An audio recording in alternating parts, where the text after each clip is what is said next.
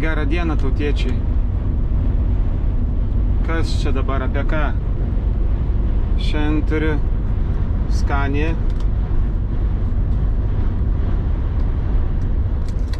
Kurių čia dabar metų, tai palaukit pasakysiu. 73 registracija Anglijai. 23 metų po rugpjūčio registruota. Ką aš norėjau parodyti? Kas nuo pradžių, kas nesupratot, apie ką čia, tai dar kartą pažiūrėkit.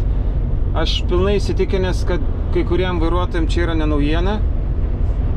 Nuo 22 pabaigos, gal 23, dabar 22 nepasakysi registracijas, bet 23 metų tai tikrai jau nauja Scania, kaip nauja Scania? Nu, Scania pradėjo leisti ten variklius 460R, nežinau, ką tai reiškia. Kažkoks atnaujintas, ar čia naujausias variklis yra. Ir super blemba ant durų kažkoks ten yra, nežinau, super drive, kažkoks super power, blemba, nepasakysiu dabar aš už vairą. Tai va, tai kas čia yra? Įvažiuoju į degalinę, aišku, jau čia man nebe naujiena, aš čia biškai anksčiau jau esu važiavęs jau su šitą pavarą. Nusprendžiu dabar nufilmuoti. Sakau, pasikartosiu dar kartą. Gal kažkam jau čia gal nenaujiena, kas domis vilkikais. Tai tipo 13 pavarų yra, nes, pavyzdžiui, 21 metų dar, 22, sakau, pasikartosiu, labai nedaug mašinų buvo ir jų nebėra pas mus. Tai liko 21 metų dar ir dabar firma naujas mašinas varo, kurios yra 23 metų, 23 antros pusės.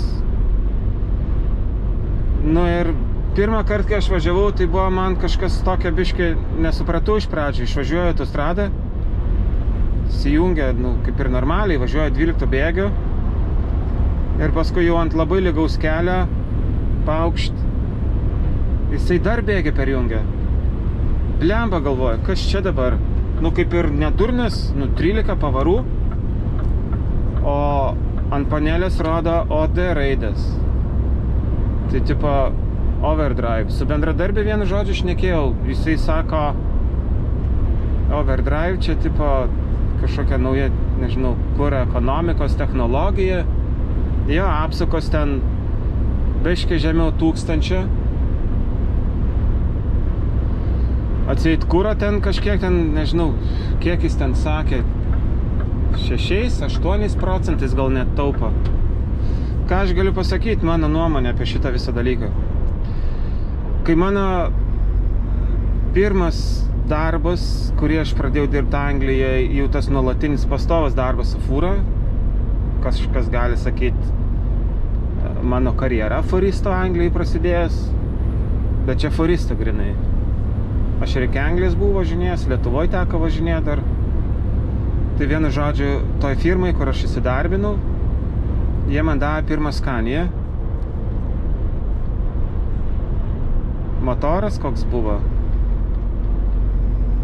Abejau ir sumeluot, 420 gal. Bet buvo R, nes man atrodo dar buvo S. S, man atrodo, jos geresnis buvo. Nesvarbu, net tam esmė, nes galiu primeluoti čia dabar šitaip kalbėdamas. Ta Scania, kada čia buvo, dabar bandau atsiminti aš. Tai buvo 2014 metais, kai aš ten įsidarbinau, ir ta Scania buvo 2008 metų antros pusės. Čia nežinau, kas domis šitais dalykais turi geriau supras negu aš. Kas Anglijai, tai tie gal supranta.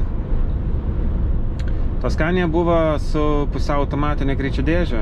Kažkas gal atsimena, kas vairavo pusiau automatinį, kas tai buvo. Buvo sankaba ir su jie važiuojant iš vietos reikėdavo tą sankabą išminti taip, kaip būtum važiavęs su mechaninė dėžė, o daugiau visas pavaras persijungdavo automatiškai.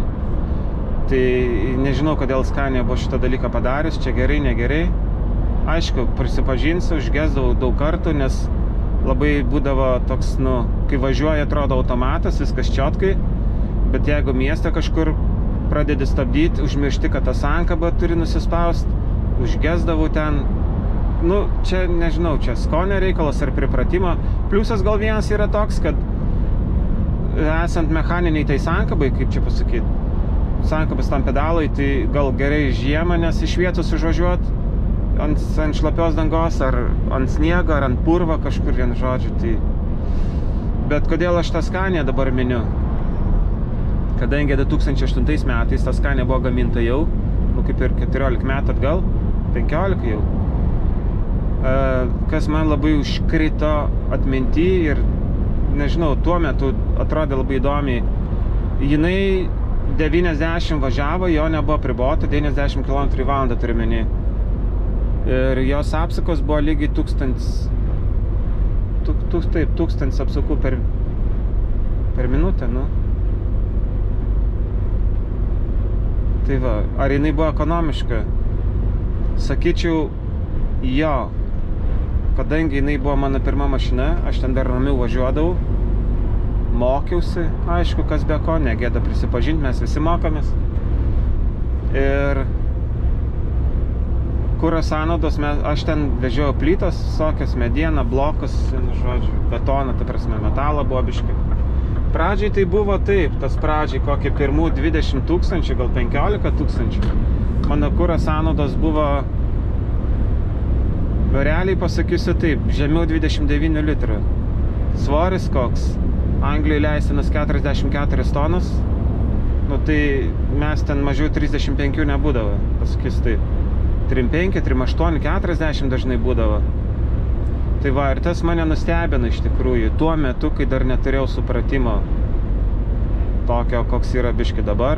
Nesu super kažkoks, bet biški jo, patirties yra daugiau, čia faktas. Ir supratimo yra biški daugiau. Ir kai pavažiavau su šitą Scania, dabartinė jau, ne? Ir įsijungia tas OD, žiūri, apsukos nukrito žemiau 1000. Nu ir pradėjau aš lyginti, koks yra skirtumas, kiek pažengė technologijas ir taip toliau. Ar čia yra komerciniai dalykai. Realiai, čia jie ką įdėjo 13, atsiprašau biškį sekundai. Jie įdėjo tą 13 bėgį, pavadinkim taip, aš vadinu 13 bėgių. Apsukos faktiškai, nu, 50 gal apsukų, kas čia gaunas. Nu, šitaip atrodo.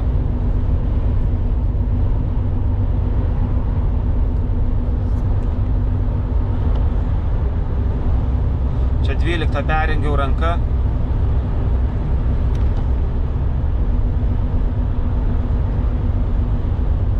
Ir įjungiu vėl tą 13 bėgį vadinu. Apsukos, sakykim taip, kad jos kaip ir tokios pat, bet, nu ja, aš galiu pripažinti, kad kuro ekonomija yra, jinai biški yra didesnė. Mažiau kuro naudoja negu ana Scania. Bet šitam darbė, kur aš dabar važinėjau, tai, nu, ir svorį biški mažesni. Čia nėra man tekę tempt net, nežinau, jeigu svarstyklės rodo, tai normaliai, ta prasme. Nu, pavyzdžiui, kaip dabar. 2 ašys nuleistos, nes pas šitoj versijai yra 3 ašys. Pirma vairuojama tinginys ir galas varomas. Ir turiu puspriekabę su 3 ašim dabar. Tai nežinau, kaip čia reiktų suprasti, ar 25 tonas, kas čia 26 krauta. 26 tebūnė krauta. Nu ir vilkikas 15 tonų svers, gal netoli 16, sakykim taip. Nes šitą puspriekabę pas mane be šaldytuvo dabar, užalaidinė. O tai bus 15, nežinau, 15 bendra turi būti. Tai, ką žinau, 35 bendra, abejo ar 35 bus, nes nesijaučia, ši pusę velnio traukia, jinai. Čia dar ašis yra kažkiek sverianti. Tai va. Tai reziumė koks yra. Apsukos tokios pačios, 13 bėgis. Aišku, kažkiek kuro mažiau. Nu ir nežinau, čia taip, jeigu atvirai sakant, ar čia komercinis šitas buvo padarytas dalykas. tas 13 bėgis. Ar čia, nu, taip resursas turėtų pailgėti iš tikrųjų, nes šitas biškis senesnės Scanias, ta prasme, kur ne overdrive'as, ar kaip jis vadinas, jos dirba ant 1200, gal 1250 apsukų. Nu, realiai, vat kaip dabar. Va taip kažkaip kaip 12, tai va taip būtų.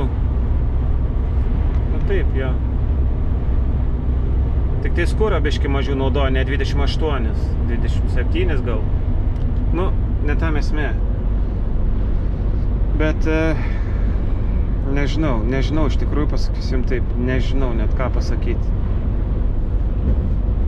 Ir jisai tas overdrive'as dar ką vat noriu pridėti, jisai